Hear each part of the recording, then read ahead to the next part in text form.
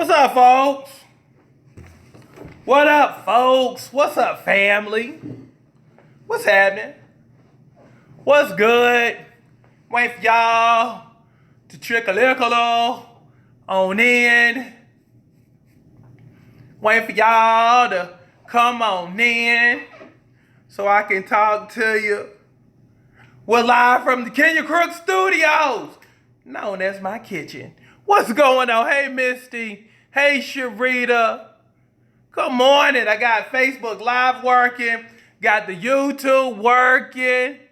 I got Misty Salters. I got Sharita up in here. Sharita caught up in here. I got Rose up in here. Shoot. I got Larnette up in here. Y'all click share because at the end of the 30-day period, I'm going to reward the one person who has shared my stuff the most. So make sure you spread and you share the love. What's going on? Good morning, everybody. Let's see. Hey, Ebony. Hey, Tawana. Hey, Kawana. Hey, Beverly. Hey, Alice. Hey, Kira. Hey, Tamika. Hey, Opal.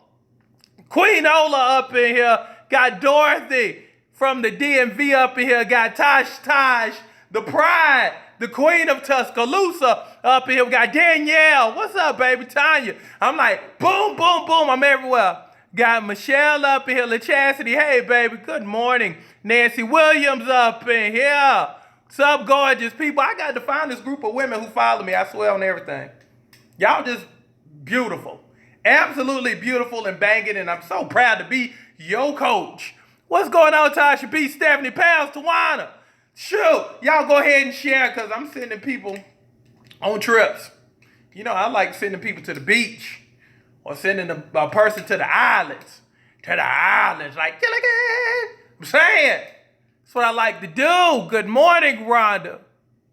So that's what's up. Good morning, good morning. Thank you for sharing, Tasha. All right, let me talk to you. This morning is going to be a life homework. Then in another 30 minutes, I'm going to give you a challenge of the day because you know I love giving you challenges. Also, make sure you take advantage of the deal of the day. $60 for 3 months, $20 a month, only $1 a day to get your fine on for the entire summer. So make sure you take advantage of that deal of the day. Shout out to all my bricks out there watching this broadcast. But we gotta talk. And let's talk. We gotta talk. Hey, baby, we gotta talk. Let's have a conversation. Let's have one of those conversations. Last night I asked, and this was the question: what's missing? What's the one thing missing in your life? And the cool thing about it is everybody pretty much had the same response, which makes this broadcast even more significant because a lot of y'all going through the same things at the same time. So I asked the question, and here were the top few, okay? Joy. Finding and keeping joy. The next one that popped up was confidence / self-esteem. And then motivation. And then the last one was discipline, okay? So I want to talk about how do you get through all of those things. How do you take yourself to the next level? Because let's face it, these things that you called out, that you're naming out, has you bound. These are the sole reasons why you can't get to the next level of life because you're stuck on these words. And isn't that beautiful that they're words? Because words you can change. You know, words are basically an extension of your feelings. So I see discipline is an issue, joy is an issue, confidence, self-esteem, and motivation is an issue. Okay, for those who struggle with discipline, you have a problem with power. You have an issue with power. So you like power, but you don't have the discipline to acquire power. But power and discipline requires you to learn how to say no. And the worst thing that you can do is basically feel like you're living your life out of control. You have no control. So it makes you nervous. It keeps you up at night because you feel like your life is spiraling out of control, like you don't have a firm grip or grasp on your life because you don't know how to say no. You don't know how to say no to yourself. You don't know how to say no to those leeches, those people who use you up. So you feel powerless because you don't say no. And that's how you get your power back. By learning how to discipline yourself and basically saying, you know what? I'm going to learn how to say no because as soon as I learn how to say no, I get my power and I get my control back. And that's the beauty. It just requires one word, no. And I mean, I'm basically saying that not only with the people around you, but with yourself. No, I can't have that cake today. No, even though I'm emotional, I'm not going to go off the deep end and become an emotional eater. No, I'm not going to drink this because this is going to, take me off my path. And I've worked so hard to move along that I'm not going to sabotage. Sometimes you just got to say, Angie Hill, no. Sometimes you got to learn how to say, Sharon Williams, no. You got to learn how to say, Ursula Garnett, no. You got to learn how to tell yourself no. You got to learn how to say Monique Brooks, no. And that's the beauty. That's how you get your power back. And that's how you work on your discipline with one word. No. Can I borrow your car? No. You know what? Can I hold this to the 15th? No. See, now you have your power. Now you have control. And now you're learning how to discipline not only yourself, but you're learning how to discipline those pockets. You're learning how to discipline, those nerves. Now, let's go to joy. Because that popped up too. Joy.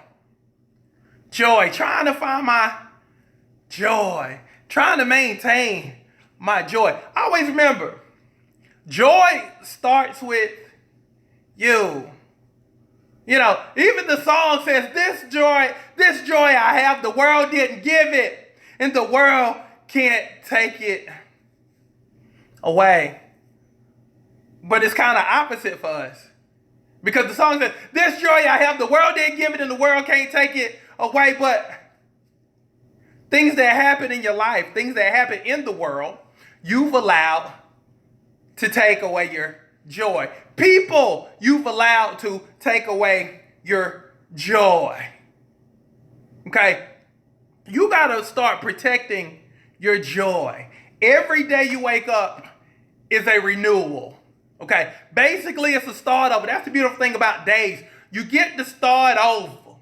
Okay, so what you can't do is allow the world to take your joy away from you throughout your day. Okay, so you got to protect your joy. It's kind of like if I have this case, and this case is my joy, I'm going to hold on to it, and I'm going to protect my joy. But what a lot of y'all do with the world and the people around you who, probably ain't doing much. What you do is you start off strong early in the morning, and then by 10 a.m. somebody done pissed you off. Now your grip is getting a little looser. Feel me? Okay, this is your joy. You're supposed to be protecting it. It's kind of like with football. They always taught you to put both hands on the ball, protect the ball. But as 10 a.m. comes around, and then by the time noon comes around, your kids that got on your nerves, then you better half done got on your nerves, and now you done handed your joy to somebody else. And now it goes back to discipline, and it goes back to feeling like you're out of control. It's all relevant. So now you feel out of control because you've lost your joy. You've allowed people to take your joy away from you. You're looking at your hands. You're like, dang, I started off with it this morning, but now it's gone. And now I'm feeling powerless. Okay? Again, your joy. starts with you. Start protecting your joy and start subtracting people from your life that don't add to it. See, when I'm around a whole bunch of givers, I don't have to worry about protecting my stuff. I can just leave my stuff right there and just be like, okay, it's still going to be there. But when you start dealing with people who feel entitled to your stuff, feel entitled to your joy, then by the time you come back, somebody done tucked it away and taking it away from you because they feel like your stuff is their stuff. So they just, let me just take this, but when I'm around people who love and support me, who bring stuff to the table, who add to me and not subtract from me, that multiply me and not divide me, I'm good. I can just leave that there. I don't have to be all covered up, okay? So your joy, protect your joy. Protect your joy. Don't let anybody take away your joy, okay? Don't let anybody, I don't care who it is, I don't care if it's your mama, your daddy, somebody you done grew up with, your sister, your brother, your kids, your better half, don't let them take it away from you. It's your joy. Your is possessive. That means it's yours.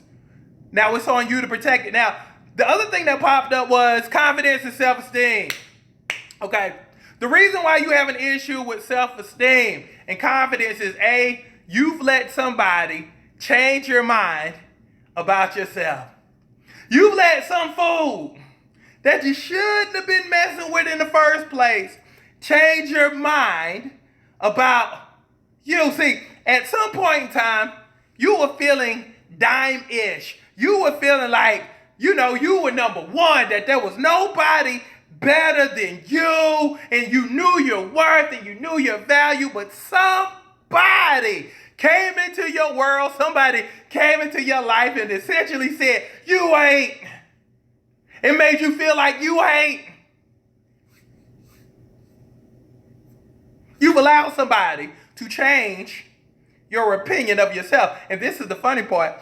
The person or the people you've allowed to change your mind about you, you're better than.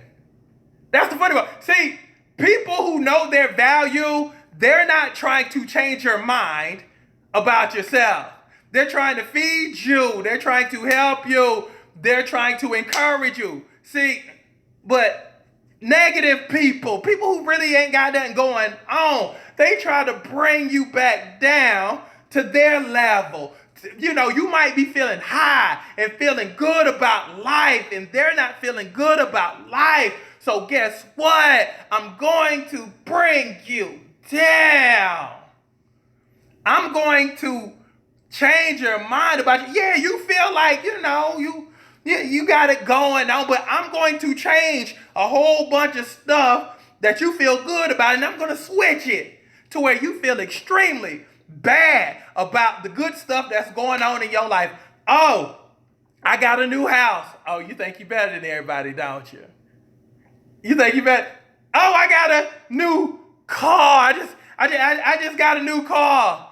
Well, that's good, but you gonna pay money for all of that? You need to get your priorities right. Don't you got 2, 3 kids? You need to be worried about them instead of worried about them, cars. I mean, it's just cars. See what I'm saying? People like that you have to monitor, but people like that you also have to prune. You got to understand what season of life you are with certain people, and you got to prune those people. Again, if they don't fit the framework of your life, and this is indicative of your life, if they don't fit the framework of your life, guess what you have to do? You have to turn the page. You have to turn the page on the people. You got to turn the page on the people. You got to be like, okay, this was chapter 5. Okay, I need to go to chapter 6 because, you served your purpose in chapter 5, but I got to move on. I still got 6 more chapters to go. You see what I'm saying? And again, you got to get with people who build you up and not tear you down. You just can't let people whoop your ass and you not replenish what they've taken away from your life. You start off here, but you done let people tear you down brick by brick by brick, but you never built back up after that relationship was over. You never took the time to build yourself back up. Boom. And that's the issue. And that's why you got confidence problems. And that's why you got self-esteem problems. Because guess what? You never built, after they done tore you down, you never built yourself back up. And that's the issue. Again, you have to understand your worth. You have to honestly start selling yourself on yourself. Again, in business, the first thing they always teach you is the first sale of the day is you selling yourself on you. Simple. You have to buy into you. You have to buy into that image of you, regardless if anybody sees it or not. You have to believe in you. You have to sell you on you. You have to sell yourself on your future and what it should be and what it could be and what you're going after. Okay. Lastly, motivation. Motivation. I had this one chick say, you know what? I can't find the motivation. I'm getting married in September and I just can't find the motivation. And I said, okay, you have to start thinking about your future self. And this is how you think of your future self. You know your body ain't right. You know you're tired all the time and you ain't moving around. You ain't feeling good about yourself. You tired of being up under them girdles and body magics and all that other good stuff. You tired of it, but you don't want to put the work in. I said, you got to think about your future self. I said, what if in September everything is perfect but you? What if the bridesmaids are looking good? Your future husband is looking good. The church is looking good, but everything is right but you. I said you have to think about your future self because the future self is going to look back on that day and be like, you know what? Everything was perfect but me. And I could have just solved that problem by just losing 10, 15, 20, 30, 40, 50, 60 pounds, taking the time out. Because again, when you look back on stuff, you don't want to look back on your stuff with regret. You don't want to be like, dang, have you ever just seen a picture of yourself, when you wasn't so fabulous, when you wasn't so glamorous, and you just like, dang, that was me. Especially if you got a new body. You know what I'm saying? But when you took the picture, you wasn't in your new body. You were in your current residence of being a little bit bigger, a little bit chubbier, a little bit fluffy. Right. And so when you look at it, it's a look of regret. And you don't want to look at your wedding pictures with regret. You don't want to look at your life with regret, especially when you have power over self. Again, the good book talks about, authority, dominion. And when the word authority pops up, that means basically I have authority over me too. I can change my situation. That's the beautiful thing about life. That's the beautiful thing about being a human being. You can change your circumstances. You can change the way you look. You can change the way you dress. You can change where you live. You can change your job. You can change any circumstance that you might have. That's the beautiful thing about being a human being. You can always change it, but everything starts with a definitive decision followed by consistency and commitment of basically, I'm not going to look crazy in these pictures. So sometimes you have to find your why and stick to your why. Why am I doing this? And then when you're not feeling it on certain days, you can always go back to that why. And sometimes you have to think about your future self and think about yourself 5, 10, 15 years down the line and be like, you know what? I'm not even going to put my future self in this position of feeling regret. So I'm going to help her out now. I'm not going to just be like, I got months and months and months until the wedding. But I ain't going to do that because I ain't got no motivation until you're standing up there and everybody is looking good but you. And you like, dang, if only I would have just spent a couple of months getting Kenyafied, I wouldn't even have this issue. Now I'm up here looking crazy. I know I'm looking crazy, so I can't really enjoy this moment because I'm over here sucking in, and I'm self-conscious. And just, let's face it, you can't feel good about yourself if you always being self-conscious. If you always worried about, I wonder if my roll is out. I wonder how my arms is looking. I know my arms is looking terrible. Dang, why did I choose this dress? It's not even fitting right. And right. Sometimes you have to think about your future self. So, motivation, find it. Which basically you have to find your why, and you have to think of your future self and protect your future self by saying, you know what? I'm going to do this now so I won't regret this thing later. How about that? So that's what's up. I had to drop that on y'all. So again, continue to work on you and change your words.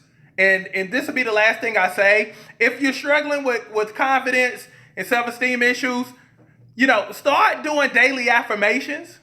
I am, then fill in the blank. Until it takes hold. And then you start to believe that stuff. You see what I'm saying? I am the best. I am the world's greatest. I am, I'm going to be an awesome wife. Let me change that. You can be like, I am an awesome wife, and you don't even have to be married yet. I am a great entrepreneur. I have $100 million in the bank.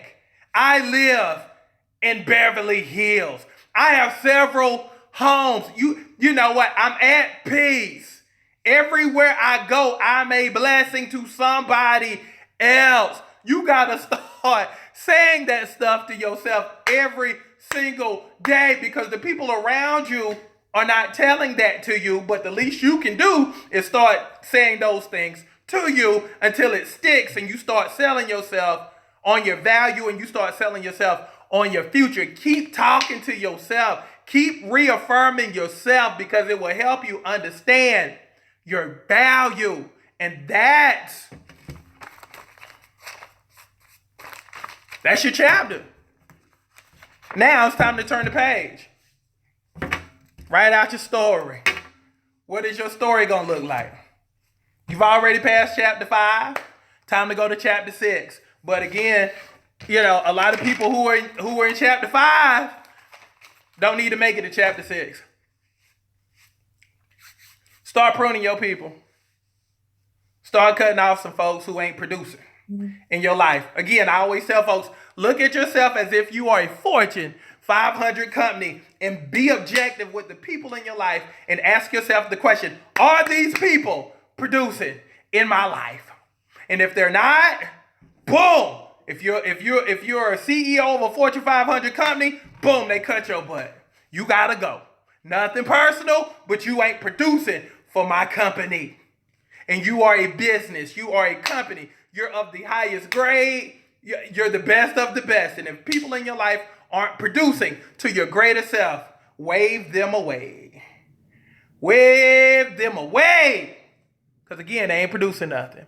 So that's what's up. So I love y'all. Have a great day. I'm going to hit you with a challenge of the day, probably in the next 30 minutes for all pages.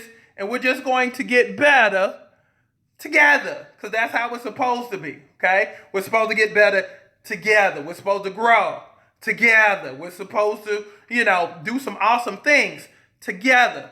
But you'll never get to Awesomeville if you're always dealing with the average. Feel me on that. You'll never get to Awesomeville.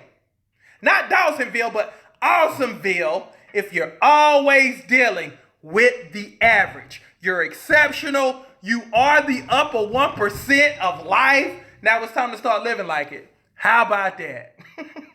So let's go get it. Love each and every single last one of you. Let's rock and roll. Let's be successful. And let's dominate our day. Let's go.